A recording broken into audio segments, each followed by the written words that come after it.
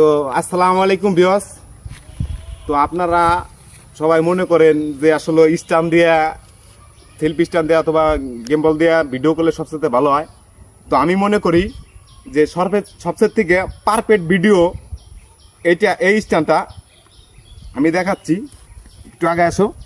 এই যে স্ট্যান্ডটা নিজে হাতে বানানো, এই স্ট্যান্ডটা যখন ভিডিও করব তো কোনো সময়ের জন্য এক চুল পরিমাণ কাঁপবে না। যেমনটা আমি দেখাচ্ছি, যে দেখেন যত দ্রুত আমি বেরোবো তারপরও কোনো সময় ধরে ভিডিও এক চুল পরিমাণ কাঁপবে না।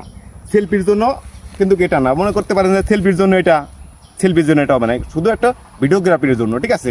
তাই যত কিছু হোক না কেন আপনারা মনে করবেন 3-4 হাজার 5 হাজার টাকা দিয়ে খরচ করে এর একটা স্ট্যান্ড কিনবেন, তা আমি মনে করি এটা কোনো প্রয়োজনই নাই। হয়তো কি আপনাদের কাছে খারাপ লাগবে, আমি এটা দিয়ে ভিডিও করি অনেক।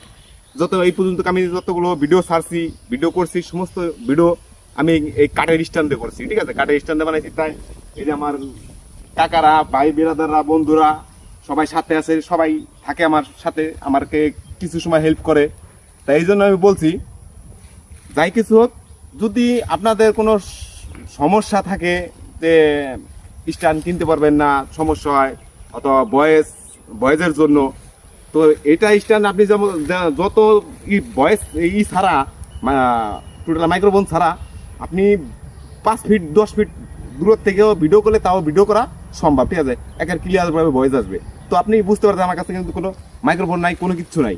তো আপনারাও বুঝতে পারবেন যে আসলে ভয়েসটা কতটা দূরত্ব যাইতেছে, ঠিক আছে?